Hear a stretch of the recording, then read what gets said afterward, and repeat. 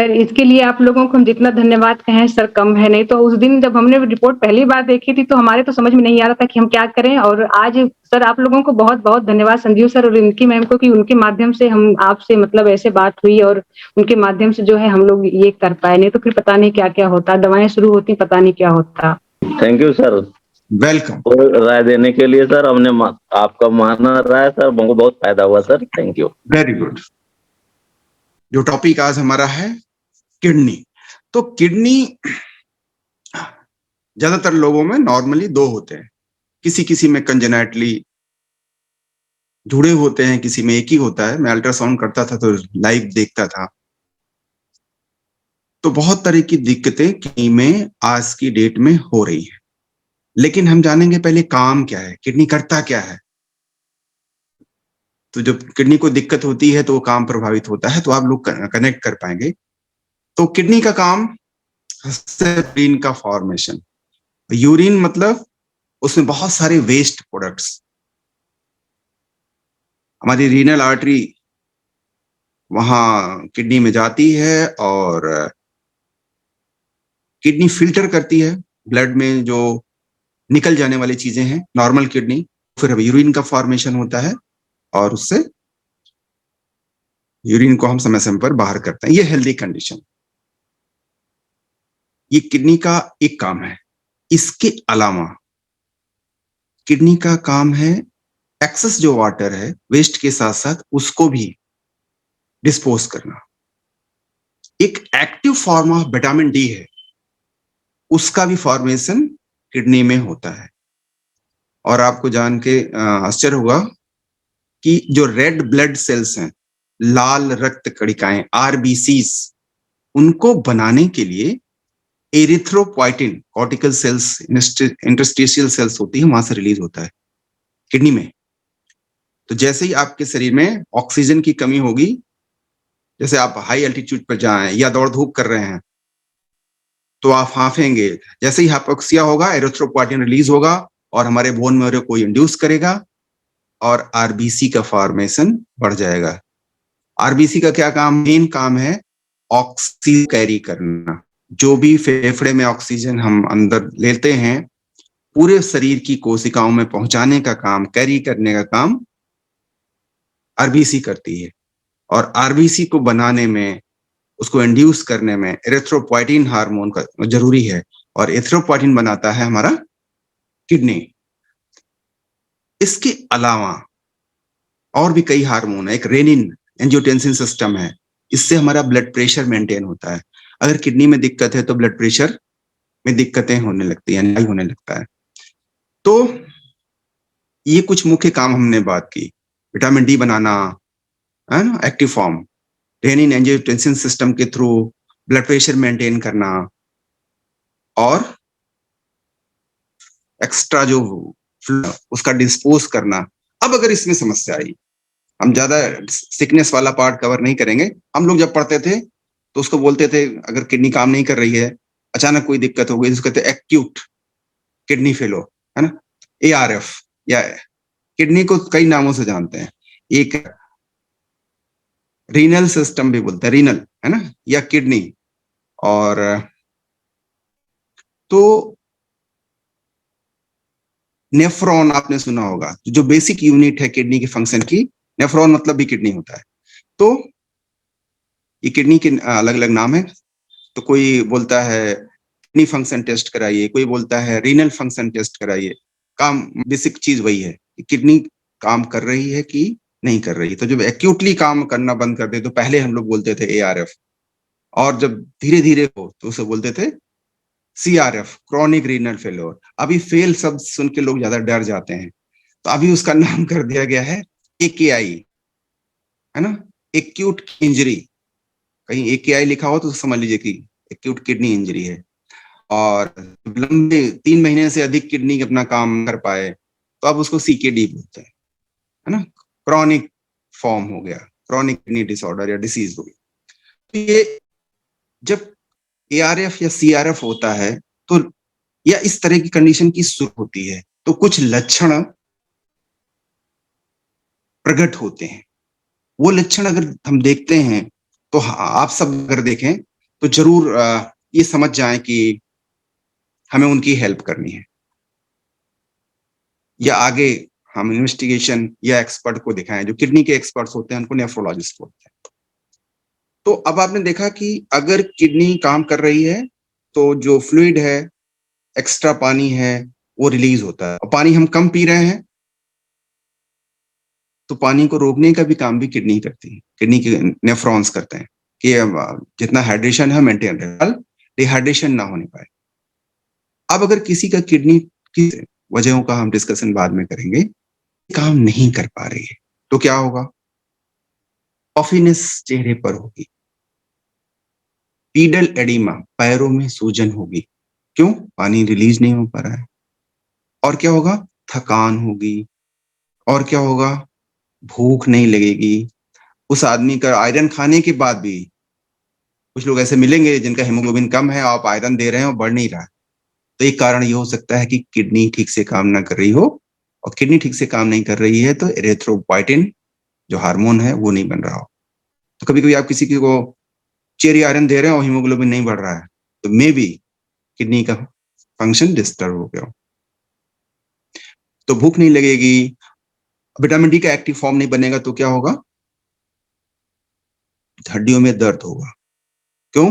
Vitamin D कम नहीं कम है तो कैल्शियम का एब्जॉर्प्शन डिपोजिशन बोन्स में नहीं होगा, तो उसको सीवियर ऑस्टियोपोरोसिस होगी, तो सूजन होगी, हीमोग्लोबिन कम होगा, ब्लड प्रेशर उसका हाई हो सकता है। तो ये सब सिम्टम्स आपको दिखेंगे। उसको थकान होगी, है ना? तो ये सब सिम्टम अगर किसी को आप देख पा रहे हैं तो फंक्शन टेस्ट डॉक्टर कराते हैं, है ना? पेशाब में झाग आएगी, देखे ना, फ्रॉथी यूरिन होगा। आम आदमी के मुकाबले उसमें झाग ज्यादा होगा। क्यों? किडनी जब फंक्शन डिस्टर्ब होता है तो पेशाब में मीन जाने लगता है, प्रोटीन जाने लगता है। उसको 1 2 3 4 प्लस करके जो पैथोलॉजी की रिपोर्ट्स में ऐसा आता है। तो झाग आ रही ज्यादा पेशाब से, पैरों में सूजन, तो उसको आगे जरूर नेफ्रोलॉजिस्ट से कंसल्ट करना चाहिए। लेकिन खुद जानना जरूरी है कि ये दिक्कतें हुई। आज की डेट में किडनी मतलब लगभग सभी डिस्ट्रिक्ट हॉस्पिटल्स में किडनी के अलग वार्ड बनाए गए हैं। 24 घंटा डायलिसिस लोग मतलब डायलिसिस हो रही है और लोग लाइन में लगे हैं। विधायक और सांसद का सोर्स लगाना पड़ता है कि भैया जिला अस्पताल में डायलिसिस के लिए एनरोल कर लिया जाए, क्योंकि बाहर तो बहुत पैसा भी लगता है। तो क्या वजह है? ऐसे आदमी को यूरिया और जो क्रेटिनिन बढ़ता है, जैसे 1 लीटर यूरिन में लगभग 8 ग्राम यूरिया रिलीज हो जाता है। 1 लीटर पेशाब किया औसत तो 8 ग्राम यूरिया किडनी निकाल देती है। लेकिन अगर पेशाब ठीक से नहीं हो रही है, खुल के नहीं हो रही है, कम निकल पा रहा है, तो यूरिया ब्लड में बढ़ जाएगा। एक ही हमारे जो मसल्स होती ना, इनका एक वेस्ट प्रोडक्ट होता है क्रेटिनाइन, क्रेटिनाइन बढ़ जाएगा। तो ऐसे में क्या होगा? नौजिया, मिचली आएगी, अकारण आएगी। खाना तो भूख नहीं लगेगी, लेकिन खा लेंगे तो लगेगा कि भरा पड़ा है। तो ये सब लक्षण होंगे। आपको क्या करना है? अगर ऐसे लक्षण हैं तो किडनी फंक्शन टेस्ट खुद ही करा लें या डॉक्टर की मदद से करा लें। तो किडनी फंक्शन टेस्ट में बेसिकली यूरिया, क्रेटिनिन और एल्बुमिन, इन सब की जांचें होती है। तो अब ये किडनी की तकलीफें आज की डेट में अचानक इतना बढ़ क्यों रही है? इसका मेन कारण है जानकारी का अभाव। और ये जानकारी डॉक्टर देने से रहे, क्योंकि इतना बिजी है, ये काम हमारे आपका है। और जब हम जानेंगे तो हम लोग अपना और अपने लोगों का केयर कर सकते हैं। तो सबसे बड़ा कारण है इंडिया में और अब्रॉड किडनी डिसीज का डायबिटीज। हर चौथे पांचवें में एक व्यक्ति डायबिटीज से ग्रसित है, यानी बढ़ा हुआ ब्लड शुगर। तो बढ़ा हुआ ब्लड शुगर क्या करता है, अभी हम आपको दिखाएंगे कि हमारे जो फिल्ट्रेशन सिस्टम है, जहां पर छाना जाता है, कई लेयर में मतलब फिल्ट्रेशन होता है, वो लेयर ही जैसे आपकी चल खराब हो जाए, तो वो जो चलनी खराब हो जाती है, तो जो चीज किडनी काम है, जो चीज निकलने लायक है उसको बाहर करना, और जो चीज रोकने लायक है वहां सब कुछ है। जैसे चलने मतलब है काम की चीज रोक लेना, और जो काम बेकाम का है उसे निकालना। तो क्या होता है, वो डैमेज होने लगता है। जहां पर फिल्ट्रेशन हो रहा है उसमें सूजन आ जाती है। वो जब डैमेज होता है तो पता चला कि जो निकल जाने वो तो रुक जा रहा है, और जो नहीं निकलना चाहिए वो निकल जा रहा है। यानी प्रोटीन नहीं निकलना चाहिए तो प्रोटीन निकल जा रहा है, एल्बुमिन निकल जा रहा है। और जो निकल जाना चाहिए यानी यूरिया और क्रेटिनिन निकल जाना चाहिए वो रुक जा रहा है। तो शुगर सबसे बड़ा कारण है, बढ़ा हुआ शुगर। तो क्या करना है, किसी भी हाल में शुगर के लेवल को, आज की डेट में लोग चेक कराना नहीं चाहते, लेकिन चेक करा लेना चाहिए। बढ़ा हुआ शुगर का लक्षण भी यही है कि रात में अगर औसत 2 से 3 बार पेशाब करने जा रहे हैं, ज्यादा प्यास लग रही है, पानी पीने के बाद ही प्यास लग रही, खाने के बाद भूख लग रही, तो वो नहीं रही है, तो आज की डेट में खाने के 1 घंटे बाद करा लेना चाहिए। तो क्लियर हो जाता है कि हमारा ब्लड शुगर का क्या लेवल है। दूसरा जो सबसे बड़ा कारण है किडनी खराब होने का, बढ़ा हुआ ब्लड प्रेशर। बढ़ा हुआ ब्लड प्रेशर, खून की नली किडनी से होकर गुजरती है और वहां पर फिल्ट्रेशन होता है। लेकिन जैसे हमारे पास स्कूटर थी, तो हमारे रिलेटिव जो इस काम में एक्सपर्ट थे उन्होंने कहा कि कभी प्रेशर से नहीं धुलाना चाहिए। तो हमने पूछा क्यों? बोले प्रेशर से झुलाने से उसका जो मडगार्ड होता है और जब चीजें होती ना वो बहुत जल्दी डैमेज हो जाती है। वो उनका एक्सपीरियंस था और मैंने मान लिया। पानी के प्रेशर से जब चीजें धुली जाती हैं, उन्होंने कहा, तो डैमेज जल्दी होता है। ठीक उसी तरह से ब्लड प्रेशर जब हाई होता है, तो ब्लड प्रेशर हाई होने की वजह से जो चलनी है, सीव है, जहां पर छाना जाता है, उसका डैमेज होने लगता है। यानी आपकी हमारी किडनी में जब डैमेज शुरू हो जाता है तो उसका मेन कारणों में से एक कारण हाई ब्लड प्रेशर है। तो ब्लड प्रेशर की मशीन आजकल 2-2.5 हजार में अच्छी मशीन आती है, उसको जैसे उमरान की अच्छी मानी जाती है, कोई भी आप ले सकते हैं। इलेक्ट्रॉनिक मशीन है, हफ्ते 10-15 दिन में एक बार सबका चेक कर ही लेना चाहिए।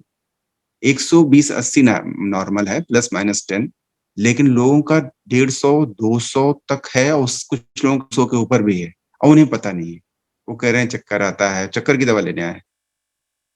उन्हें पता नहीं है कि बढ़ा हुआ ब्लड प्रेशर हमारे ब्रेन को हैमरेज यानी लकवा भी मार जाएगा, जान भी जा सकती है, और किडनी को भी डैमेज करेगा। लोगों को पता नहीं है। तो हमें आपको अपने घर में ब्लड प्रेशर का भी मशीन रखना चाहिए, अपना और अपने लोगों का चेक करना चाहिए, ताकि लोगों को पता सके। एक तीसरा जो मेन कारण है और बहुत बड़ा कारण है, काउंटर पर जाकर के पेन किलर, दर्द निवारक दवाएं खुद ही ले लेना। 1-2 बार महीने में हो गया नो प्रॉब्लम, लेकिन रेगुलर ले लेना। क्या लिया? कम्बिफ्लाम ले लिया, क्या लिया? डिक्लोफेरा ले लिया, या उसे कहते हैं NSAID, non steroidal anti inflammatory drugs. बहुत सारी दवाएं हैं, लोग खुद ही ले लेते हैं। तो ये जो पेन किलर दवाएं हैं, अगर रेगुलर ले रहे हैं, और खासकर जिनको लिवर में, जिनको हार्ट में ट्रबल है या किडनी में ट्रबल है, कुछ दिक्कत है, वो अगर पेन किलर ले तो उसकी अपनी किडनी को बर्बाद करने का खुद ही उपाय कर रहे हैं। कोई भी डॉक्टर जो जानता है किडनी या हार्ट या लिवर में दिक्कत वाले व्यक्ति को किलर सीधे एडवाइस नहीं करता। कुछ सेफ पेन किलर्स होती हैं, दर्द ज्यादा कोई तकलीफ में है तो वो अलग दवाएं होती हैं, उनको रिकमेंड किया जाता है। लेकिन जो नॉर्मल घर पे दवाएं मिल, वो दवाओं से किडनी का, मतलब मैं बहुत लोगों को जानता हूँ जो दर्द होता था घुटने में, दर्द होता था सर में, दर्द होता था कमर में, अपने से जाके दर्द की दवा पान की दुकान से, जनरल स्टोर से, मेडिकल स्टोर से ले लेके उन्होंने अपने गुर्दे खराब किए, आज वो डायलिसिस पर है या ट्रांसप्लांट के वेट में है। हमारे बहुत क्लोज रिलेटिव इस समय PGI में भर्ती हैं, उनका ट्रांसप्लांट हो चुका था 10 साल पहले। 10 सालों मतलब आप समझ नहीं सकते कितना पैसा आदमी लग जाता है और कैसे कैसे जीना पड़ता है जब किडनी में दिक्कत हो जाती है। ट्रांसप्लांट के बाद भी उनका जीवन खतरे में चल रहा है, क्योंकि ट्रांसप्लांट के बाद भी लाइफ अनंत काल तक नहीं होती, बहुत लिमिटेड लाइफ होती है। तो हम चाहेंगे कि आप लोग भी, जिनको कोई दिक्कत नहीं है, सेफ साइड से लेके चलना ठीक है। अनावश्यक पेन किलर से बचना चाहिए और खासकर उनको बचना चाहिए जिनको किडनी की, लीवर की या हार्ट की दिक्कत है। कुछ लोगों में जेनेटिक प्रॉब्लम्स भी होती है। अगर पेरेंट्स को हाइपरटेंशन है या पेरेंट्स को डायबिटीज है या पेरेंट्स को कोई किडनी की बीमारी नहीं हो, कुछ जेनेटिक बीमारियां भी होती है, तो वो भी एक कारण है किडनी के फंक्शन को डिस्टर्ब होने का। तो इस शॉर्ट में हमने बात किया। अब किडनी काम क्या करती है हमने जाना कि किडनी अगर काम ठीक से नहीं करती तो क्या लक्षण आएंगे। हमने भी जाना कि ये लक्षण आते क्यों हैं, किडनी आखिर खराब होती क्यों है। अब हम जानेंगे कि किडनी को ठीक कैसे रखा जाए। तो सिंपली किडनी ठीक रहने के लिए ही बनी है, लेकिन कुछ चीजें, जैसे अगर आप कभी मिर्चा खा लें, ज्यादा मसाला ज्यादा खा लें, तो यूरिन पास करते समय आपको जलन महसूस होगी। याद मतलब तो याद रखें कि किडनी का एक काम यह है कि जो हम फालतू दवाएं खाते हैं उसको निकालना, लेकिन साथ ही साथ इस काम में किडनी डैमेज होती है। तो अनावश्यक अंग्रेजी दवाएं अनावश्यक बचना चाहिए। दूसरा, बहुत सारी ऐसी पुड़िया में बनी हुई हैवी मेटल्स वाली, जिसमें मरकरी भी हो सकता है, जिसमें पता नहीं कहते हैं सोना चांदी भस्म है, वो किडनी सेल्स के लिए नुकसानदायक। उनका कोई टाइट्रेशन नहीं होता। एलोपैथी में तो कुछ ज्यादातर मेडिसिन का कंट्रोलिंग सिस्टम होता है, लेकिन ज्यादातर और में नहीं होता। तो ऐसे ही नीम हकीम से कोई भी ऐसी दवा ना लें। मुझे अच्छी तरह पता है, हमारे क्लोज रिलेटिव थे, उनको घुटने में दिक्कत थी और उन्होंने सुना कि फलानी जगह पर कोई डॉक्टर है और उससे दवा ले, और बोले बहुत फायदा। तो मैंने सोचा कि भैया जरा हम भी देखें। उसने 4 तरह की दवाएं दी थी और अलग अलग चारों पेन किलर थी। पेन किलर NSAID, 4 तरह की पेन किलर जो खाएगा उसको लगेगा कि मुझे दर्द नहीं हो रहा है, लेकिन उसका क्या होगा, सारे सिस्टम में वो पेन किलर असर करेगा और अल्टीमेटली लाइफ इंडेंजर्ड। आज वो नहीं है, लेकिन वो पढ़े लिखे थे। तो ये याद रखिए कि जो प्रिस्क्रिप्शन नहीं दे रहा है, जो आपको छाप के नहीं दे रहा है, खुले में दे रहा है, चाहे कोई भी नामी गिरामी व्यक्ति हो, उसकी दवा बचिए। क्यों? आपकी किडनी खतरे में। ऐसी अलग अलग पैथी में अलग अलग कुछ करिश्माई चीजों से बचिए, ठीक है, ताकि किडनी आपकी सेफ रहे। बैलेंस मात्रा में पानी पीजिए। ज्यादातर महिलाएं किसी वजह से पानी कम पीती हैं। तो एक कारण किडनी खराब होने का है इन्फेक्शन। इन्फेक्शन UTI के जरिए होता है। इन्फेक्शन कहीं का भी हो और किडनी में आकर के लॉज कर सकता है। जो लोग पानी कम पीते हैं उनके अंदर स्टोन बनने की संभावना, किडनी के स्टोन बनने की संभावना ज्यादा होती है। और किडनी स्टोन बहुत बड़ा कारण है किडनी खराब होने का। किडनी के खराब होने का एक बड़ा कारण किडनी स्टोन भी है। लोग सोचते हैं करिश्माई चीज ठीक हो जाएगा, नहीं। बहुत बार किडनी स्टोन्स दवाओं से नहीं निकलता, तो उसके लिए लिथोट्रिप्सी होती है, कभी कभी ऑपरेट करना पड़ता है, या और भी मेथड्स होते हैं। तो उस काम के लिए जो किडनी के लिए एक्सपर्ट हैं, समझिए वो यूरोलॉजिस्ट होते हैं, तो उनकी मदद ले लेना समझदारी होगी, ठीक है। तो पानी पर्याप्त पीना चाहिए। अब कुछ चीजें ऐसी जो बचना चाहिए, मैंने बात कर ली। कुछ चीजें जो हमें फायदा करती हैं, मैं आपको थोड़ा सा आइडिया दूंगा। अक्सर ये सवाल होता है कि हमारे किसी जानने वाले की किडनी में दिक्कत है तो प्रोटीन देना चाहिए कि नहीं देना चाहिए। तो थोड़ा सा मैं आपको एक स्लाइड दिखाना चाहूंगा कि आप समझ सकें कि देना चाहिए कि नहीं देना चाहिए।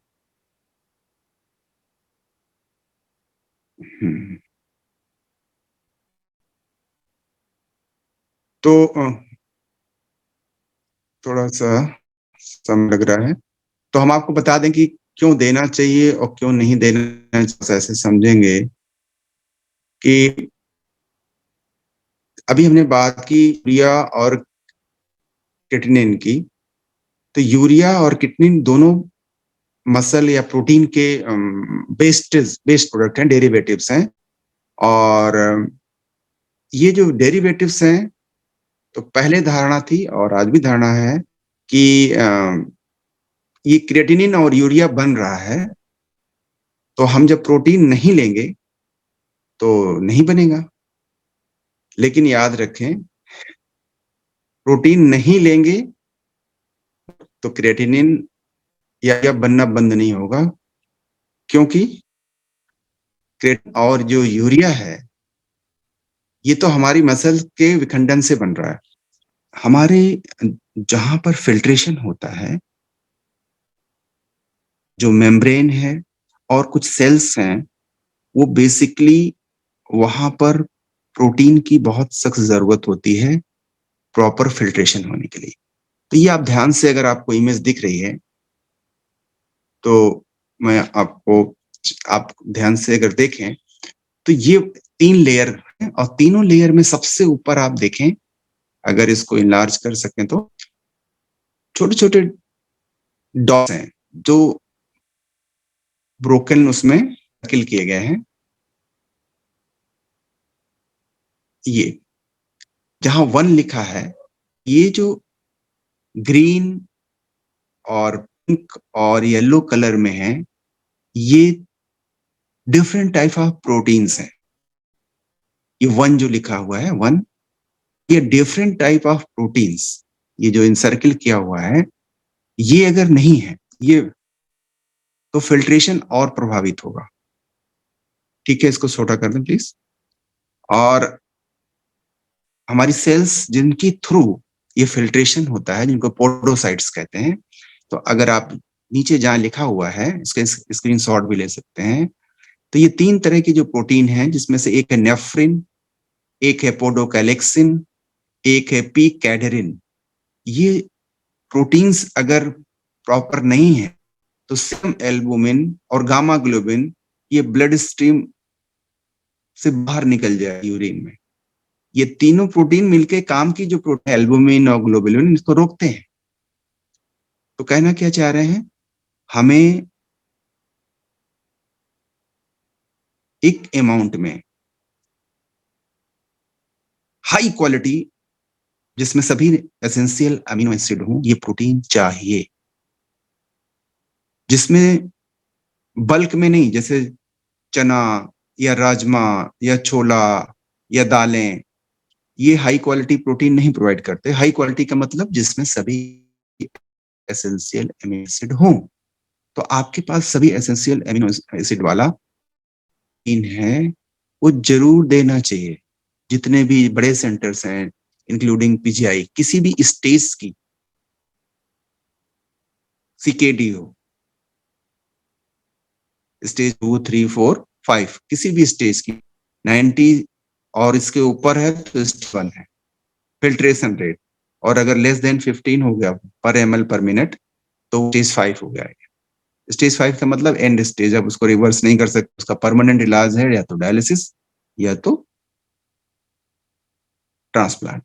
लेकिन उस केस में भी आपने शायद जानते होंगे या नहीं जानते होंगे, किडनी को जब ट्रांसप्लांट भी होता है तो जो बॉडी में किडनी को निकाला नहीं जाता, दूसरे की किडनी को लगाया तो जाता है, लेकिन आपके अंदर जो पहली किडनी है उसको निकाला नहीं जाता। कि भाई कुछ ना कुछ तो हो रहा है ना, 15 ml से कम हो रहा है लेकिन कुछ तो फिल्ट्रेशन हो रहा है ना।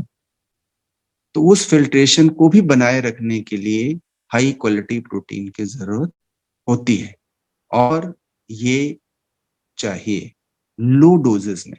एक बार में जिसको भी सीकेडी या किसी तरह की किडनी की प्रॉब्लम है, धारणा यह भी है कि एल्बुमिन निकल रहा है यूरिन से तो प्रोटीन देंगे तो और निकलेगा। नहीं, जब निकल रहा है, जैसे पानी निकल रहा है, तो पानी रोकना नहीं है, नहीं तो डिहाइड्रेशन से जान चली जाएगी।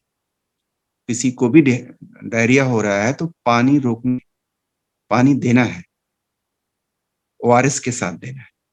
उसी तरह से किसी के यूरिन से अगर एल्बुमिन निकल रहा है या प्रोटीन लॉस हो रहा है तो उसको देना है। लो डोजेज, फ्रीक्वेंट डोजेज में 3 से 4 बार में आधा आधा, और जिन चीजों में एक्सेस है लेकिन हाई क्वालिटी नहीं है उससे बचना है। तो ये जो क्वेश्चन अक्सर उठता है वो क्लियर हुआ होगा। दूसरा, कुछ न्यूट्रिशन जो ये जो मेम्ब्रेन है, ये आप 3 लेयर के देख रहे हैं ABC, इसमें जो सूजन हो जाती है इसके थ्रू ही पार हो करके यूरिन बनती है। इसको जान लें, ये जो ए लिखा हुआ है सब रेड कलर जो गैप है इस करेगा, फिर ये जो पर्पल कलर में है इस क्रॉस करे, और फिर लास्ट में जो नेवी ब्लू कलर में, इसको क्रॉस करने के बाद ही यूरिन फॉर्मेशन होता है। लेकिन अगर इसमें सूजन हो गई है, अब ये प्रॉपर नहीं रह गया है, इसमें डैमेज हो गया है, तो क्रॉस कर सकता है। और तो हमें अपने ब्लड शुगर को मेंटेन करने के लिए जो चीजें चाहिए आपको पता है, ब्लड प्रेशर मेंटेन करने के लिए जो चीजें चाहिए पता है, और शुगर और ब्लड प्रेशर दोनों को मेंटेन करने में जो सूजन कम करने वाला न्यूट्रिएंट है ओमेगा 3, ये काम का होता है। ये आंख मूंद के देना ही चाहिए, इसका कोई नेगेटिव इफेक्ट नहीं है और बहुत सारे पॉजिटिव इफेक्ट हैं। इसके अलावा सेल ठीक से फंक्शन करे, वेस्टेज कम बने, हमारा लीवर वेस्टेज को निपट ले, तो मिल्क थिसिल और डेंड्लियन विद डेंड्लियन ये काम करता है, तो इसको ऐड करना चाहिए। याद रखें, विटामिन फॉर्मेशन कौन करता है? एक्टिव फॉर्म में किडनी करती है, तो वो प्रॉपर नहीं है अब, तो क्या करना चाहिए? डॉक्टर, हर नेफ्रोलॉजिस्ट जानता है और सप्लीमेंट करता है विटामिन डी से भी और कैल्शियम मैग्नीशियम से भी, तो आपको भी ये चीज जानना है और करना है। इसके अलावा जो चीजें रोकी गई हैं किडनी के लास्ट स्टेज में यानी 5th स्टेज में, एक्सेस वाटर को रोका जाता है और डायूरेटिक चलाए जाते हैं। डायूरेटिक का मतलब पेशाब खाली, खासकर जैसे टॉर्सिमाइड या फ्रूसिमाइड या इस तरह की दवाएं चलाई जाती हैं। तो एक्सेस में जब 5th स्टेज में हो किडनी या एंड स्टेज में हो तो बहुत ज्यादा पानी निकल नहीं सकता, तो पानी को भी जिस हिसाब से बताया गया हो उस हिसाब से लें। तो प्रोटीन फायदा करता है, विटामिन डी की जरूरत होती है, कैल्शियम मैग्नीशियम की जरूरत होती है, ओमेगा 3 की जरूरत क्यों होती है आप जान। इसके अलावा जब एरिथ्रोपोइटिन कम है तो हीमोग्लोबिन कम होगा, और ऐसे में नेचुरल सभी डॉक्टर मेंटेन करते हैं हाई क्वालिटी आयरन सप्लीमेंट, तो आपके पास ये ऑप्शन है। इस तरह से करने से अगर किसी को किडनी डिसीज हो भी गई है तो उसका लाइफ स्पान आप बढ़ाने में सहयोग कर सकते हैं। बहुत अच्छा है कि हो ही ना, आप जागरूक हैं, दूसरों को भी जागरूक करें। जिन चीजों में बहुत ज्यादा खाने पीने के हैं और केमिकल मिले होने की संभावना है, उन चीजों को भी कोशिश करें अवॉइड करें। तो इसको हटा दें शगुन जी, थैंक यू। तो शॉर्ट में हमने बात की, अब आपके क्वेश्चंस की बारी है। किसी को कुछ इसमें और मन में सवाल है? दीवार बेल का। हाँ, बहुत बढ़िया, हम लोग एक बार बढ़िया क्लैप हैं। हम लोग तो उसी में खो गए थे, इतनी सारी जानकारी इतनी सिंपल तरीके से डॉक्टर साहब ने बताई। बहुत कुछ सीखने को मिला, जानने को मिला। और आप में से कोई कुछ पूछना चाह रहा है, अच्छा मौके डॉक्टर के पास जाएंगे तो इतनी डिटेल में आपको कोई डॉक्टर नहीं बने, यहाँ पे मौका है। आप इस टॉपिक से रिलेटेड कुछ पूछना चाह रहे हैं तो हैंड रेज कर सकते हैं, डिजिटल हैंड रेज कर सकते हैं, एक एक करके अनम्यूट कर देंगे, आप पूछ सकते हैं। तो सबसे पहले योगेंद्र रोजी जी ने हैंड रेज किया है। डॉक्टर साहब नमस्ते। जी वेलकम। मेरा जो क्वेश्चन है वो किडनी स्टोन फॉर्मेशन को किस तरीके से कंट्रोल किया जा सकता है। दूसरा, एक धारणा ये भी है कि बोलते हैं कि होम्योपैथिक की मेडिसिन से किडनी स्टोन मतलब निकल जाता है। तो ये मैं स्टोन के फॉर्मेशन संबंध मैं होम्योपैथिक की मेडिसिन तो ले रहा हूँ, लेकिन अभी वो स्टोन ऐसा लग रहा है कि वो निकला नहीं है और फॉर्मेशन भी नहीं कंट्रोल हो रहा। जब मैं लगभग न्यूट्रिशन में मैक्सिमम चीजें लेता हूँ, जैसे salmon, milk thistle, protein, vitamin D, vitamin C, calcium, ये जितना भी है मैं मैक्सिमम टैबलेट लेता हूँ, चीजें लेता हूँ।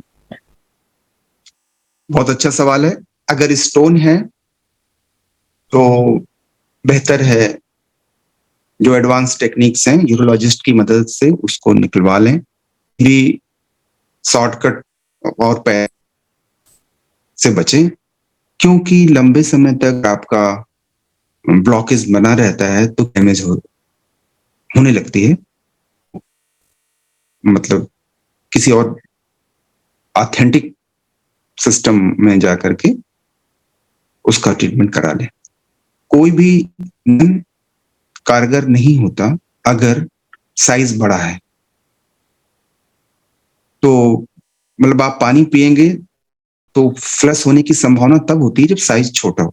अगर आपका 1 महीने से हो गया है, अगर रिलीज नहीं हो रहा है तो बेस्ट है यूरोलॉजिस्ट की मदद लें। वो डिसाइड करेंगे कि आपको लिथोट्रिप्सी कराना है या उसको ऑपरेशन की जरूरत है या किस तरह का है। मैंने अल्ट्रासाउंड किया है और मैं देखता था कि लोग इतने बड़े बड़े साइज के स्टोन होते हैं जो पॉसिबल ही नहीं था बिना ऑपरेशन के निकलना, और सालों साल पता नहीं कहाँ कहाँ बेचारे परेशान रहे और किडनी भी खराब होने के कगार पे आ गई।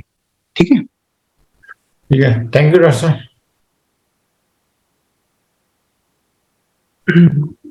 नेक्स्ट अजय अंजॉली जी ने हैंड रेज किया है।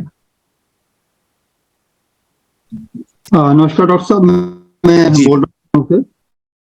मेरा एक प्रश्न है कि मेरे मित्र हैं, उनकी मदर इन लॉ को कई सारी प्रॉब्लम, उन्होंने रिपोर्ट भेजी है मुझे जिसका आरबीसी, डब्ल्यूबीसी और प्लेटलेट बहुत कम है, हीमोग्लोबिन भी 6.5 है और किडनी में उनका जो जीएफआर है वो 61 है और लिवर में भी उनको एजी रेशियो 1 पॉइंट समथिंग है और काफी, और डायबिटिक भी हैं वो, और थायराइड भी उनका TSH 45 के करीब है और उनका विटामिन डी भी लो है। तो इस तरह से चीजें हैं उनको, तो क्या सजेस्ट कर सकते हैं उन्हें? पहला सजेस्ट उनको, और आपके मित्र हैं और मित्र की मदर हैं, देखें वो अब एक ऐसी अवस्था में है कि जहां से चीजें रिवर्स नहीं होती। उनकी एज कितनी है? एज उनकी मेरे ख्याल से 60 के आसपास है। ठीक है ना, तो आप कुछ भी करेंगे और मित्र है चूंकि, तो लोगों के दिमाग में जाएगा कि सभी डॉक्टर्स जो इस अवस्था में दवाएं चलती है, मैंने बता दिया, उनको डायलिसिस पर डॉक्टर ने सजेस्ट किया हो। डायलिसिस पे है या नहीं? इसकी इन्फॉर्मेशन नहीं, उन्होंने बस याद भेजी थी और बाकी बात तो नहीं। उनका क्रिएटिनिन लेवल कितना? क्रिएटिनिन तो नॉर्मल रेंज था। यूरिया लेवल कितना है? यूरिया भी विद इन रेंज था। यूरिन में प्रोटीन का लेवल क्या है? रिपोर्ट गड़बड़ की, बस ये जीएफआर की शो हुई 61, बहुत लो है। तो कुछ रिपोर्ट में और उसमें भी चेंजेस हो सकते हैं। अगर जीएफआर कम है जिसका मतलब है कि किडनी फिल्टर ठीक से नहीं कर पा रही, तो ऐसे में नेफ्रोलॉजिस्ट से कंसल्ट लें। और आप जो चीजें दे सकते हैं सेफेस्ट साइड, जैसे डॉक्टर के पास जब जाएंगे और आप प्रोटीन रिकमेंड करेंगे तो वो किसी और प्रोटीन के बारे में नहीं, जिसके बारे में वो जानता है, जो फार्मा कंपनी के बारे में, उसके अलावा वो सबको मना करेगा, तो आपके रिलेशन खराब होंगे। तो बेस्ट है। हाँ, लेकिन अगर आपको आप पर ट्रस्ट वो करते हैं तो जो चीजें चलती हैं मैंने बताया, विटामिन डी चलता है, विटामिन डी आप ऐड कर सकते हैं। कैल्शियम चलता है, बस कैलमैक डी बेहतर है, वो आप ऐड सकते हैं।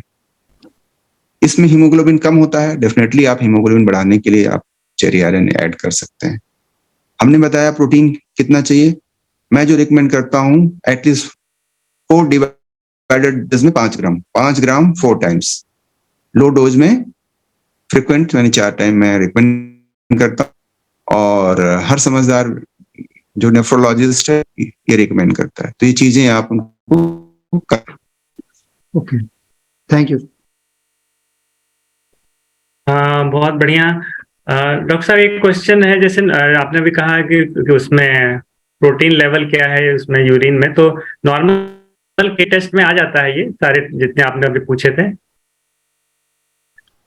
अब केएफटी किडनी फंक्शन जब टेस्ट होता है तो और भी बहुत सारी चीजें होती, ये चीजें आ जाती हैं, और इसीलिए कभी कभी मशीन है, आदमी है, सैंपल है, जब ऐसा लगता है कि जो सिम्टम है और जो रिपोर्ट में कुछ मैच नहीं कर रहा है तो रिपीट करा लेते हैं, तो केएफटी में आ जाता है। बिल्कुल। तो आप सभी लोग मतलब यही रेकमेंड करेंगे, आप सब लोग एटलीस्ट अपना एक जरूर टेस्ट करा लें, जिससे कि आपको सारी चीजें अगर कुछ हैं तो पता लग जाए। और नेक्स्ट शिवानी जी ने किया, शिवानी जी आप सकती हैं। Thank you so much. Good evening sir. मुझे ये पूछना था कि जैसे एक पर्सन है जिनका दोनों किडनी खराब हो गया था और उनकी वाइफ ने उन्हें एक मतलब दिया, उनका ट्रांसप्लांट हुआ, और उनको डायबिटीज भी थी, वो डायलिसिस पर भी थे, बट अभी किडनी जब उन्हें मिल गया है तो मतलब ठीक है, पहले से बेटर है। तो ऐसे में हम उन्हें कौन सा सप्लीमेंट्स, मतलब हस्बैंड वाइफ दोनों को ही क्या दे सकते हैं? हमने आपको बताया, इसको बार बार अच्छे से समझ लें कि कोई भी चीज क्यों देना है, ये क्लियर हो। हमें देना उस व्यक्ति के फायदे के लिए। तो जिसकी किडनी एक बची है जो डोनर है, और जो रिसिपिएंट है, हमेशा जो रिसीव है उस दवाएं चलते हैं ताकि उसकी बॉडी की मतलब उसको रिजेक्ट ना कर दे, इम्यूनो सप्रेसेंट बोलते हैं उन्हें।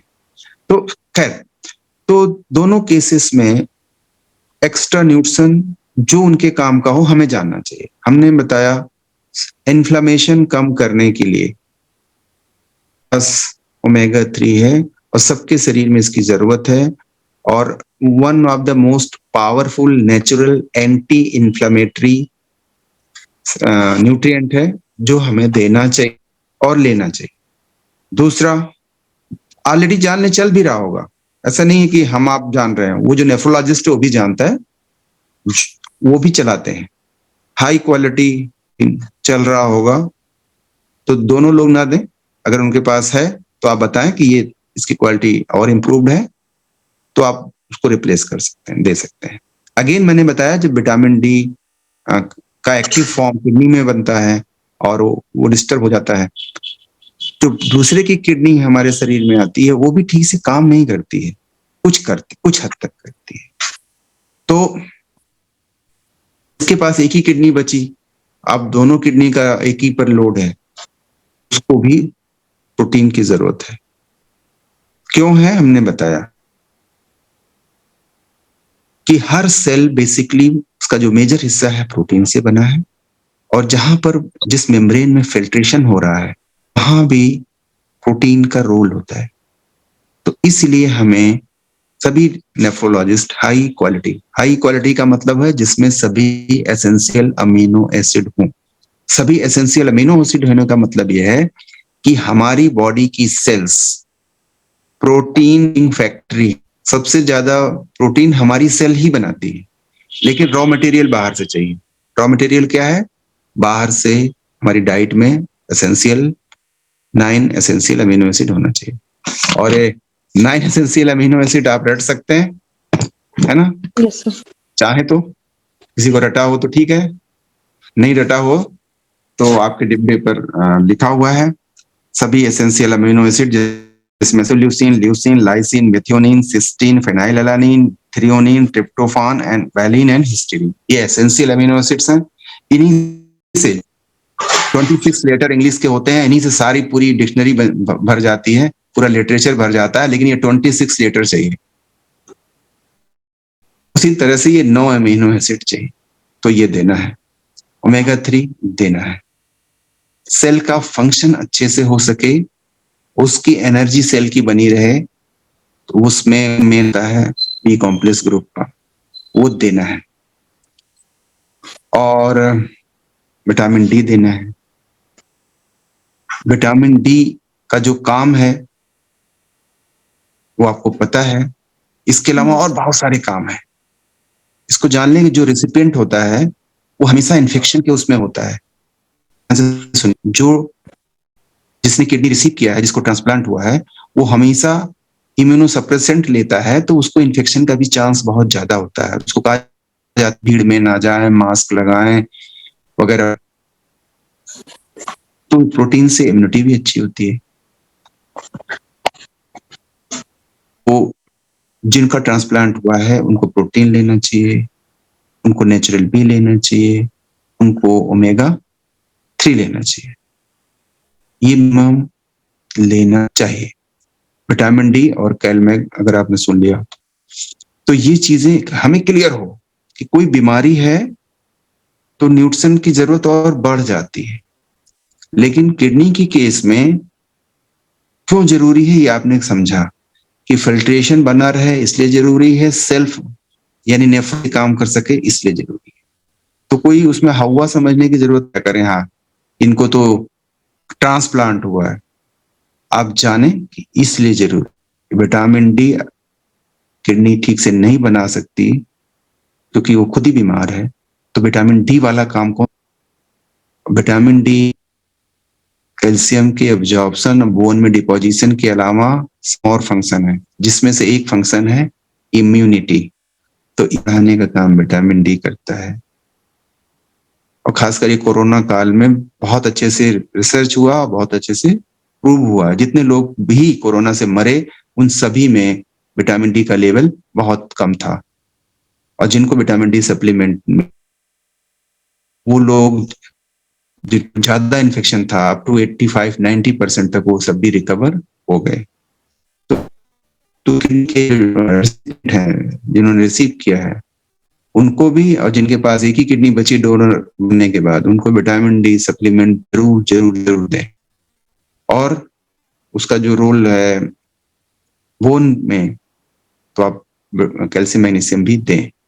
अगेन हीमोग्लोबिन अगर 12 से ऊपर है तो आयरन की जरूरत नहीं है, लेकिन उससे नीचे है तो वो भी नेचुरल फॉर्म में दे। तो गॉट इट शिवानी? हाँ, मैसेज आया उनका, उनको समझ में आ गया। नेक्स्ट कमल जी ने हैंड रेज किया है। गुड इवनिंग डॉक्टर साहब। एक्चुअली जी मेरे एक मित्र हैं, उनको बीपी और शुगर का प्रॉब्लम है और उनको किडनी में स्टोन भी है। वो बता रहे थे कि उनको पिछले कुछ दिनों से जो है यूरिन के साथ ब्लड भी आ रहा है। तो उसमें हम उनको क्या सजेस्ट कर सकते हैं? तो देखें, किडनी में ब्लड आना ये इंडिकेट कर रहा है कि किडनी तकलीफ में है। तो हमें हमेशा क्लियर होना चाहिए कि क्या सजेस्ट करना है। तो उनको पहला सजेशन देना है वो सजेस्ट को कंसल्ट करें। दूसरा, उनके शुगर को कंट्रोल करने के जो मेडिसिन ले रहे हैं उसके साथ साथ हमें जो देना चाहिए, आपको पता है, नहीं पता तो मैं बताता हूं। उनका बीपी कंट्रोल करने के लिए जो भी दवा ले रहे हैं वो प्रॉपर लें। अब उसके बाद सप्लीमेंट हमें सुगर बीपी कंट्रोल करने वाला, तो ओमेगा 3, मधुनाशिनी, मिल्क थिसिल और पीडीओ देना है, मतलब ठीक, प्रोटीन और डेली। याद रखें, कैल्शियम अकेला अगर किसी को दिया जाता है तो उनका कैल्शियम अकेला दिए जाने पर स्टोन फॉर्मेशन बढ़ता है, मैग्नीशियम के साथ दिए जाने पर स्टोन फॉर्मेशन रुकता है, रिवर्स होता है। ये जानकारी जरूर भी आप उनको कैल्शियम मैग्नीशियम रिकमेंड करेंगे तो कहेंगे मुझे तो पथरी, आप ये क्या दे रहे हैं। तो बेहतर है डिस्प्यूट न करें, उस वही चीजें दें जिस पर कोई डिस्प्यूट ना हो। तो ओमेगा 3 पे कोई डिस्प्यूट वो देना है, डेली देना है, नेचुरल भी देना है, मधुनासिनी है, मिल्क थिसिल देना है। Thank you. बहुत बढ़िया। नेक्स्ट ज्योति जी ने हैंड रेस किया है। ज्योति जी आप पूछ सकती हैं।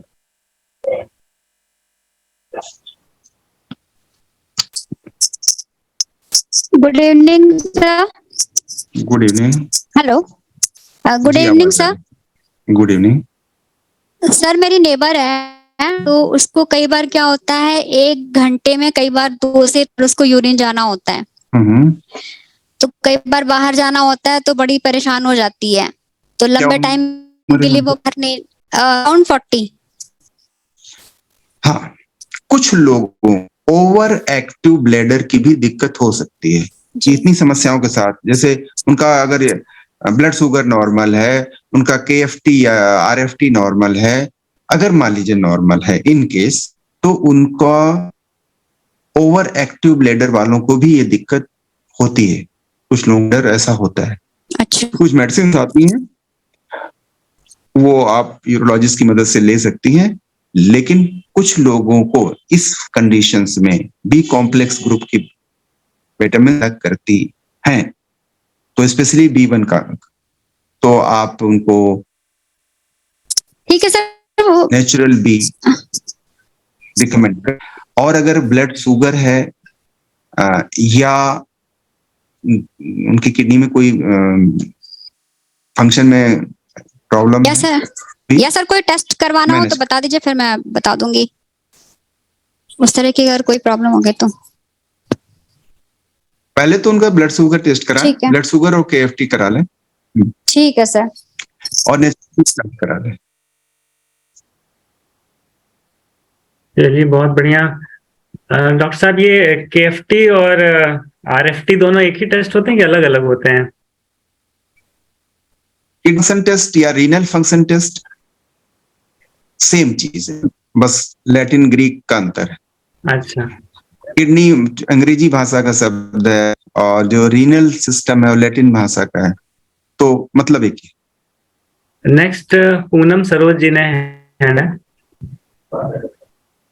सर, सबसे पहले आप लोगों को दे और डॉक्टर साहब को बहुत बहुत धन्यवाद सर।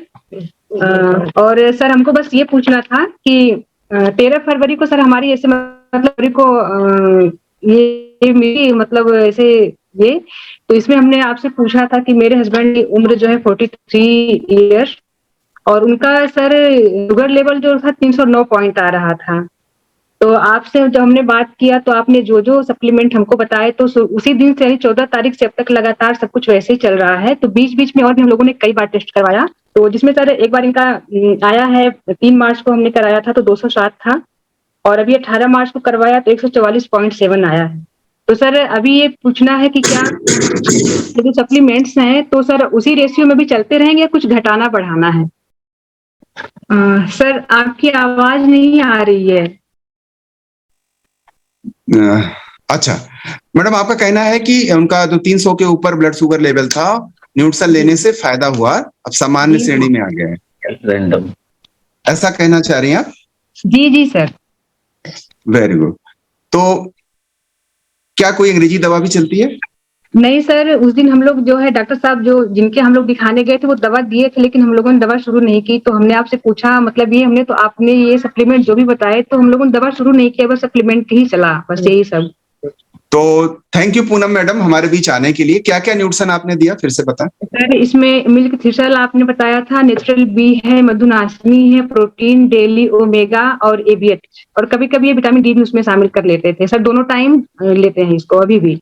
आप विटामिन डी 1 बार कर दें, जी जो आप 3 बार लेती थी वो 2 बार कर दें, जी जी और मतलब 14 दिन बाद एक बार फिर फीडबैक दीजिएगा, ठीक है? जी जी जो जरूर चीजें सर। 3 बार चलती हैं 2 बार कर दीजिए। जी जो परहेज करते थे वो करते रहें, और इसमें आपका भी बहुत बड़ा योगदान है, आपने इतना केयर किया इसलिए वो उनको फायदा हो। सर, इसके लिए आप लोगों को हम जितना धन्यवाद कहें सर कम है। नहीं तो उस दिन जब हमने रिपोर्ट पहली बार देखी थी तो हमारे तो समझ में नहीं आ रहा था कि हम क्या करें, और आज सर आप लोगों को बहुत बहुत धन्यवाद संजीव सर और इनकी मैम को कि उनके माध्यम से हम आपसे मतलब ऐसे बात हुई और उनके माध्यम से जो है हम लोग ये कर पाए, नहीं तो फिर पता नहीं क्या क्या होता, दवाएं शुरू होती पता नहीं क्या होता। तो इसके लिए बिल्कुल। बहुत बहुत धन्यवाद। आपने ट्रस्ट किया संजीव सर पे, रिंकी मैम पे, ये बड़ी बात है। पूनम जी, आप नर्सिंग जॉब में हैं? नहीं सर, टीचिंग जॉब में है। टीचिंग जॉब में है, ग्रेट। तो अगेन आपको बहुत बहुत बधाई, आपने केयर किया इतना। तो क्या जो सर हैं आपके हस्बैंड वो हमारे साथ हैं? हाँ सर बिल्कुल है साथ में, आप बिल्कुल क्या आ सकते हैं स्क्रीन पे? जी बिल्कुल आ सकते हैं। डॉक्टर साहब नमस्ते। नमस्ते नमस्ते, शुभ नाम आपका? बलवंत कुमार। बलवंत जी, आपने हम सबकी बात को सीरियसली लिया और हम एग्जाम्पल सेट किया, और बने रहिए। अब आपकी हमारी सबकी जिम्मेदारी है कि ऐसी बहुत सारे लोग तकलीफ में हैं, जी जी इंसुलिन पे चल रहे हैं, उसके बावजूद भी कंट्रोल नहीं हो रहा, और उनको ट्रस्ट नहीं है। मेरे ही सामने वो, मैं उनको देख रहा हूं कि पहले उनका 200 था, 250 था, 300 था, फिर उन्होंने कहा हम इंडोक्राइनोलॉजिस्ट को रेफर कर दीजिए, फिर उन्होंने इंजेक्शन पर आ गए, आज वो डायलिसिस पर है, हफ्ते में 3 बार। मैं उनको अगर बताना भी चाहूं तो कहेंगे अरे पैसा लगेगा, जान जा रही है, पैसे हैं, लेकिन आपने अपने ट्रस्ट करना भी बड़ी बात है। और ऐसी ऐसी हजारों एग्जाम्पल है मेरी लाइफ में कि जो आप ही की तरह ठीक हुए हैं, तो आप भी एक एग्जाम्पल बने, आपके लिए big clap. Thank you sir. Sir एक चीज रहिए और औरों को भी ये फायदा देना है, ठीक है? सर एक चीज ये मत कह रहे थे कि हमने 3 टाइम तो लिया नहीं, 2 टाइम ही हम ले रहे थे न्यूट्रिशन। 2 टाइम में ही फायदा किया, तो अभी 1 महीने 2 टाइम ही कंटिन्यू रखें, क्योंकि अभी देखें ये कोई मेडिसिन नहीं है जो आप ले रहे हैं, ये ब्लड शुगर को नॉर्मल तो बनाए रखेगा लेकिन लो नहीं करेगा। जी जी। तो बॉडी में डेली शुगर डेली कितनी बार लेते हैं आप? सुबह शाम 2 बार। लेते रहिए, परहेज जो करते हैं करते रहिए। तो अभी खाने के बाद आपका कितना है? अभी सर हमने खाने के बाद और खाली पेट नहीं कराया है, रैंडम कराया हूं मैं। ये रैंडम कराया है तो बेस्ट मैं आपको बता रहा हूँ, एक ही बार कराना है तो खाने के 1 घंटे बाद वाला जो कराएं वो जान लीजिए पीपीबीएस हो गया। पीपीबीएस का मतलब है पोस्ट प्रैंडियल ब्लड शुगर, खाने के बाद, प्रैंडियल मतलब खाना। तो अभी आप इसी डोज को 1 महीने तक कंटिन्यू रखें, ठीक है? ठीक ठीक, थैंक यू सर। वेलकम। राय देने के लिए सर, हमने आपका माना राय सर, हमको बहुत फायदा हुआ sir, thank you. Very good. तो पूनम जी और बलवंत जी ने एक एग्जाम्पल सेट किया है, और कोई है जो बताना चाह रहे हैं, कुछ पूछना चाह रहे हैं? नेक्स्ट विश्वजीत कुमार जी हैं। जी सर नमस्कार। जी नमस्कार सर, मेरे क्वेश्चन 2 हैं। संजीव सर से अनुरोध है कि म्यूट न कर दें, एक बार मैं म्यूट कर देते हैं वो। तो सर क्वेश्चन मेरा है कि मैं अभी जस्ट 1 हफ्ते पहले मदर इन लॉ को मैंने एडमिट कराना पड़ा हॉस्पिटल में। यूरिन में जलन हो रही थी, पेट में दर्द हो रहा था। एक हॉस्पिटल में एडमिट कराया गया तो सारे टेस्ट कराए गए, फायदा नहीं हुआ। फिर दूसरे हॉस्पिटल में एडमिट कराया गया तो सीटी स्कैन वगैरह और जितने भी टेस्ट सब करवाया गया, कुछ निकला नहीं सर। कुछ समय बाद राहत हुआ, फिर कल डिस्चार्ज किया गया, घर आए हैं, लेकिन आज फिर हल्का हल्का दर्द शुरू हो गया है। कुछ समझ नहीं आ रहा कि है क्या उस रोग, कुछ समझ नहीं आ रहा सर। जी, दर्द कहाँ पर हो रहा है? पेट में सर हो रहा है। नहीं, पेट में भी कहाँ पर? नाभि के पास। नाभि में कहाँ पर? नाभि के ऊपर, नाभि के नीचे, दाएं बाएं? नाभि के आसपास सर। और गैस बनने की ये समस्या है। अल्ट्रासाउंड हुआ? जी अल्ट्रासाउंड हुआ सर। अल्ट्रासाउंड में कुछ नहीं निकला? नहीं निकला। सीटी स्कैन भी कराया गया सर, उसमें कुछ नहीं मिला। तो सिंपल पेन किलर पेट के लिए अलग आता है। फॉर एग्जाम्पल जैसे ड्रोटिन एम, तो वो पेट के लिए है, गैस से बनी है तो गैस की दवा सिंपल डाइजीन सिरप या और भी कुछ पीपीआईज आते हैं, तो ये लेने से तुरंत रिलीफ हो जाती है। या कभी स्पाज्म है, जैसे खिंच रहा हो कुछ हिस्सा, तो गर्म की बोतल से है गुनगुना पानी रख के उसमें सिकाई करने से ही रिलीफ हो जाती है, वहां की मांसपेशियां रिलैक्स हो जाती हैं और फायदा हो जाता है। कभी कभी कोलिक पेन होता है, मतलब ऐंठन जैसा कुछ समझे, तो वो गर्म चीज से सिकाई से ही रिलीफ हो जाता है। तो जिनको आप दिखाए हैं, क्या माता जी का पेट साफ हो रहा है? जी साफ हो रहा है। मतलब पेट साफ हो रहा है, पेशाब ठीक से हो रही है, सब कुछ जांच में नॉर्मल आया है, तो बस आप डाइजीन सिरप या म्यूकेन जेल लीजिए और दीजिए उन्हें 2 चम्मच 4 बार और पेट की सिकाई करिए। और न्यूट्रिशन में नेचुरल बी मिल्क थिसिल 3 बार दीजिए। नेचुरल सर फायदा हो जाएगा। नेक्स्ट पीयूष जी ने हैंड रेस किया है। नमस्ते डॉक्टर साहब। जी नमस्ते, वेलकम। बहुत सारी जानकारी मिल रही है, कुछ अपने आप को हम लोग अपडेट भी कर रहे हैं और आपकी दी हुई जानकारी से लोगों को सर्व भी कर रहे हैं, और बहुत सारे लोगों की ब्लेसिंग्स भी हमको भी मिल रही है और आप तक भी हम ट्रांसफर कर रहे हैं उसको। Thank you. तो एक बेसिक सा क्वेश्चन है जो है मेरा। जी। जैसे अभी बताया कि किडनी फेल्यूर या किडनी में जो प्रॉब्लम्स आती है, उस स्टोन एक मेजर रोल अदा करते हैं। तो बेसिक क्वेश्चन है कि ये किडनी के स्टोन बनते क्यों हैं? क्या हम इसको अवॉइड कर सकते हैं या फिर कुछ जो भी खान पान में चेंज करें या कुछ सोच लें कि ये ना बने, ऐसा कुछ हो सकता है? किडनी स्टोन्स के बहुत सारे कारण, एक इस कारण है, मतलब कुछ कारण हम गिनाते हैं, जैसे कुछ जगहों के पानी में हार्डनिंग होती है, मतलब वो पानी आपने पढ़ा होगा केमिस्ट्री में, कुछ पानी होते हैं जिसमें कुछ ऐसे कंपाउंड्स होते हैं जिनसे स्टोन बनने की संभावना ज्यादा होती है। जैसे मैं जहां हूं अभी आजमगढ़ में, तो मैं पानी को, जैसे बाथरूम में जहां पानी गिरता है, जहां बर्तन में उबलता है, वो सब जगह वो सफेद सफेद जम जाता है। तो मैं जहां तक संभव होता है कोशिश करता हूँ पहले बॉयल कर लूं ताकि वो नीचे बैठ जाए, फिर उसको पीऊं। मैं अपने, मुझे पथरी नहीं है लेकिन मैं कोशिश करता हूँ अपने लिए। दूसरा, कुछ लोगों में जेनेटिक समस्याएं होती है जिसमें वो ज्यादा एब्जॉर्प्शन होकर के वहां पे जाके अटकेगा, स्टोन फॉर्मेशन होगा। कुछ लोग पानी पीते हैं तो फ्लश नहीं हो पाता। कुछ लोग खाना ऐसा खाते हैं जिसमें स्टोन बनाने की क्षमता ज्यादा है कुछ चीजों में, जैसे अरवी, बंडा,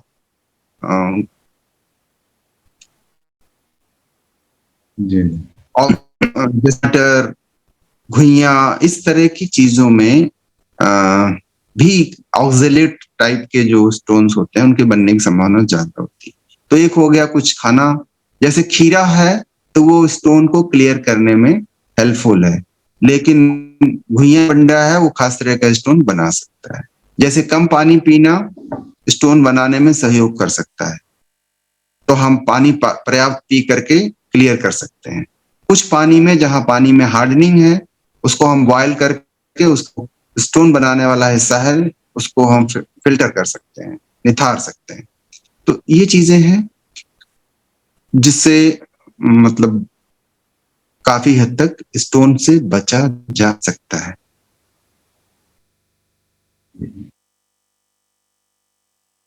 तो कभी कभी ऐसा भी देखा गया है कि एक ही एनवायरनमेंट में लोग रह रहे हैं, तो एक की बॉडी में स्टोन है और स्टोन बढ़ रहा है जबकि दूसरा नहीं है।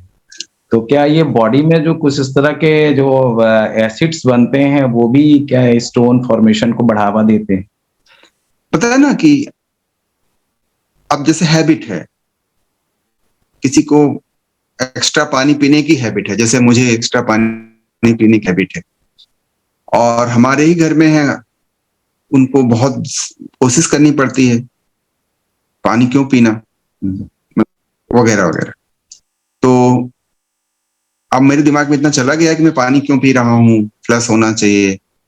अब जिसके नहीं गया है तो पानी कैसे पिए, बिना कुछ खाए कैसे पिए, या एक घूंट से ज्यादा कैसे पिए। तो अलग अलग हैबिट्स भी होती हैं, अलग अलग स्ट्रक्चर भी होता है। बताया ना कि कुछ लोगों का जो सिस्टम होता है, मैं अल्ट्रासाउंड करता था, मैंने देखा कि वो हर 3 महीने पे लड़का था आता था, उसका किडनी सफेद सफेद स्टोन से भरा हुआ।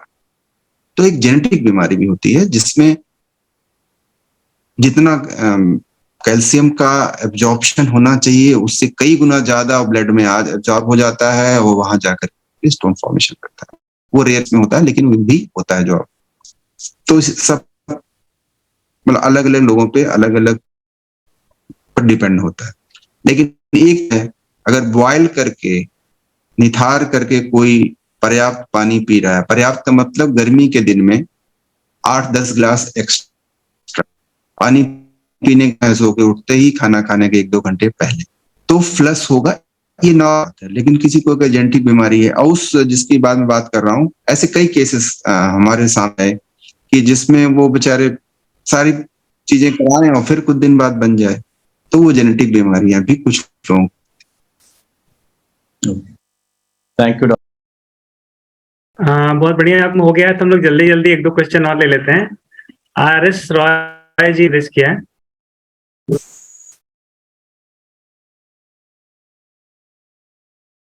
आप अनम्यूट कर लीजिए।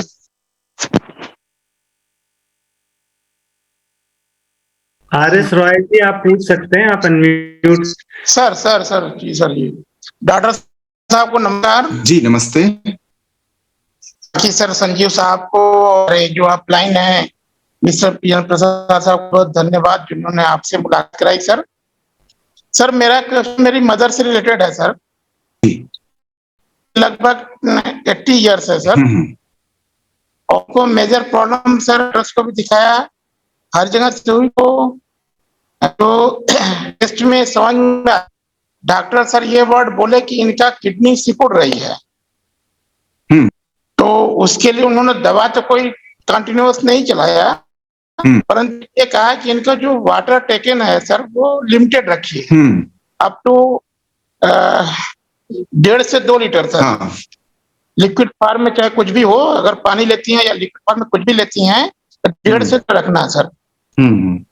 सर कोशिश करते हैं उनको 1.5 से 2 लीटर रखते हैं पानी, परंतु सर हम चाहेंगे क्या फूड सप्लीमेंट के रूप में एमओ के कौन सी चीज यूज कर सकते हैं प्लीज सर। उनका किडनी फंक्शन टेस्ट हुआ है, यूरिया या किडनी का क्या लेवल है, कुछ आइडिया देंगे? 9 बढ़ता रहा है थोड़ा सा, फिर जब हम ये विद इन लिमिट रखे हैं वाटर तो थोड़ा सा नॉर्मल में आया है सर। चीजें विद इन लिमिट रखे तब आया है नॉर्मल में सर। नहीं, डॉक्टर ने कुछ ऐसी दवाएं दी होंगी जो इससे पेशाब ज्यादा हो, ऐसी कुछ दी होंगी उन्हें। जी सर दिए थे। ठीक है 15 करके सर। ठीक है। तो माता जी का वजन कितना होगा लगभग? वजन सर नॉर्मल जो टेस्ट का तो 45 के आसपास था, 45 केजी सर, 45-46 केजी सर। ठीक है, तो मदर को आधा स्कूप यानी 5 ग्राम प्रोटीन पाउडर 3 बार सर, ओमेगा 3 सुबह शाम जी, नेचुरल भी 1 ठीक है सर, विटामिन डी 1 बार जी। और उनका हीमोग्लोबिन कितना है? हीमोग्लोबिन सर लो लेवल पे है मगर नॉर्मल ही है सर, वो अबाउट टू मतलब वो लिमिट में है सर। चेरी आयरन 1 बार सुबह सर, कैलमैग 1 गोली जी ये सर। उनके साथ एक और थी सर जी, उनको सियाटिका की प्रॉब्लम थी। अभी सर आपने बताया कि जो इस तरह के पेन किलर्स यूज करते हैं, जो आयुर्वेद में हमने दवाइयां यूज किया जी, उससे राहत तो है उनको, पेन किलर के रूप में ही आयुर्वेद का होगा दवाइयां होगी सर जी। ये तो उनसे सियाटिका की प्रॉब्लम तो सॉल्व है, परंतु ऐसी चीजें तो नहीं कि सर ये किडनी की वजह से असर हो रहा है, किडनी पे असर हो रहा हो सर उसका। बस वही मेन कारण है, आप सियाटिका की दवा धीरे धीरे बंद कर दीजिए सर, क्योंकि कोई जादू जैसा नहीं होता, उस जानना जरूरी है कि जो भी डॉक्टर दे रहा है क्या दे रहा है, क्यों दे रहा है। ज्यादातर में ये पाया गया है कि आयुर्वेद के नाम पर अंग्रेजी दवाएं पीस के उसमें मिलाई रहती हैं। तो धीरे धीरे करके छोड़िएगा, एकदम से मत छोड़िएगा, और उन्हीं दवाओं की वजह से किडनी पर नेगेटिव असर पड़ रहा है। तो आप सिंपली ये चीजें करेंगे, विटामिन डी और कैलमैक, तो उनका और नेचुरल भी, उनको हड्डियां और सियाटिक नर्व पे भी फायदा होगा। कोशिश करें माता जी, करवट लेटें या पेट के बल लेटें, पीठ के बल कम कर लें लेटें जी, और कमर में तक जेल की मालिश करें, ब्लड सर्कुलेशन बढ़ेगा।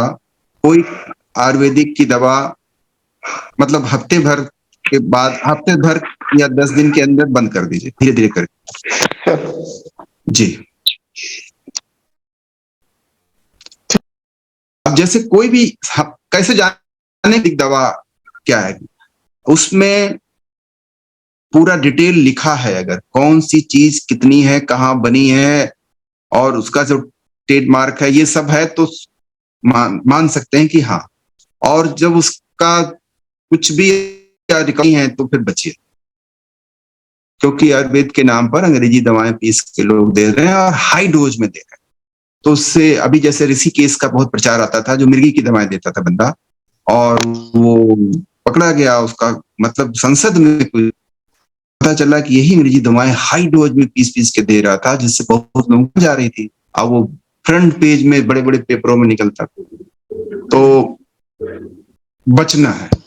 और हम लोग इस फोरम को यूज इसीलिए कर रहे हैं कि आपको किसी को कोई भी दिक्कत हो तो जो मेरा ज्ञान है, मेरे पास भी 35 सालों का अनुभव है, उसका फायदा आप ले सकते हैं। बिल्कुल। और न्यूट्रीलाइट पे आप लोग इसीलिए भरोसा कर सकते हैं। आजकल आयुर्वेदिक पे भी उतना भरोसा नहीं कर सकते, लेकिन न्यूट्रीलाइट एक ट्रस्टेड ब्रांड है, 90 साल से ज्यादा हो गए हैं। लास्ट में 1-2 क्वेश्चन ले लेते। राधे श्याम जी ने अनम्यूट हो गए। राधे श्याम जी, जल्दी से आप पूछ लीजिए। सर नमस्ते। नमस्ते सर, मैं राधे श्याम प्रयागराज से। वेलकम। हम पूछना चाहते हैं कि दिन में कितना पानी पीना चाहिए जो हम किडनी सही हो? वजन कितना है? सर मेरा 57 kg है। मैं बता दे रहा हूँ।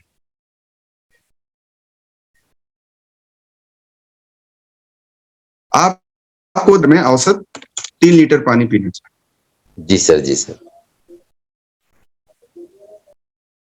चलिए, बहुत बढ़िया। नेक्स्ट, ये 99911 जो आज की मीटिंग का कोड है, पासवर्ड, वो कोई है तो आप पूछ लीजिए, जल्दी से पूछ लीजिए। Last question. डॉक्टर साहब नमस्कार। जी वेलकम है। डॉक्टर साहब, एक मेरे क्वेश्चन है कि सर हम लीवर से जुड़े कुछ प्रोटीन खा रहे हैं प्रोडक्ट, जैसे मिनरल और ये AVH और एक तो नेचुरल बी, ये खाने के बाद सर डॉक्टर साहब ऐसा मतलब महसूस हो रहा था 4-5 दिन होने के बाद, जैसे चक्कर सा ऐसा हल्का हल्का आ ही रहा है, जैसे गैस जैसे बना हुआ रहता था तो चक्कर आया है जैसा। और गैस गोली अगर अंग्रेजी खा रहे थे तो ये सब सिस्टम नहीं था, ये सब जब खा रहे हैं तो ऐसा सिस्टम क्यों हो रहा था डॉक्टर साहब, यही पूछना था। आप वीडियो ऑन कर सकते हैं? जी। आप क्या काम करते हैं? काम तो सर टेलर वाला काम है सर। चाय कितना पीते हैं? चाय 2-3 कप पीते हैं सर। पानी? लेकिन ग्रीन टी पीते हैं। पानी दिन भर में 4 से 5 पीते हैं। ठीक है। याद रखना है सबके लिए है कि जब भी कोई न्यूट्रिशन करें, डेली यूज करें, नेचुरल भी यूज करें, मेग्नेशियम यूज करें, एच यूज करें तो उसी समय तो हम 1 घूंट से अंदर कर लें, लेकिन 1 घंटा पहले या 1 घंटे बाद 1 टेबलेट इक्वल टू 1 ग्लास, ठीक है, पानी लेना है। दूसरा, इस तरह का जैसे अभी आपने बताया, किसी को कोई भी समस्या है वो सही समस्या है, जैसे आपका गुड नेम डियर? मेरा नाम मुमताज आलम हुआ। मुमताज आलम। मुमताज आलम साहब, जब कोई कपड़ा आता है आपके पास तो उस आप लेते हैं, फिर आप उसकी क्या करते हैं? कटिंग करते हैं, सिलाई करते हैं। कटिंग करते हैं। तो कपड़ा आया सही सलामत, आप उसको एक शेप देने के लिए काटते पीटते हैं। तो जो आदमी नहीं जानता वो कहेगा सही सलामत कपड़ा तो काट रहे हैं, लेकिन आप काटते हैं, फिर वो शर्ट पैंट जो भी है बन के तैयार हो जाता है, राइट? उसी तरह से जब ये न्यूट्रिशन आप लेते हैं तो आपके अंदर जो भी फालतू चीजें इकट्ठे हैं उसकी छटनी हो रही है। जब छटनी हो जाएगी फिर उसके बाद शेप में चीजें। कितना दिन हो गया खाते? 1 हफ्ते हुए हैं अभी 1 ही हुआ है।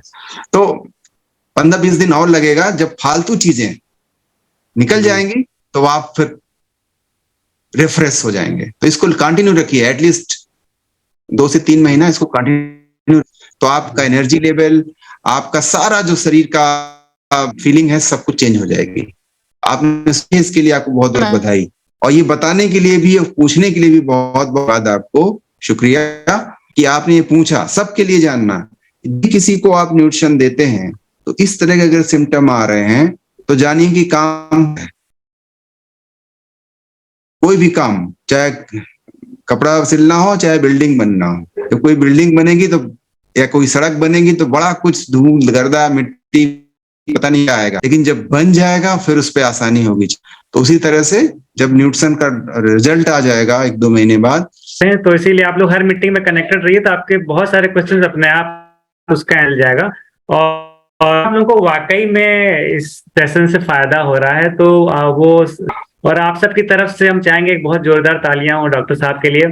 ये जानकारियां हम लोगों ने बहुत सारी न्यूट्रिशन पे किताबें पढ़ी हैं, बहुत सारे वीडियोस देखे हैं, लेकिन ये कहीं भी नहीं हम लोगों को मिलती है जो इस सेशन में मिलती है।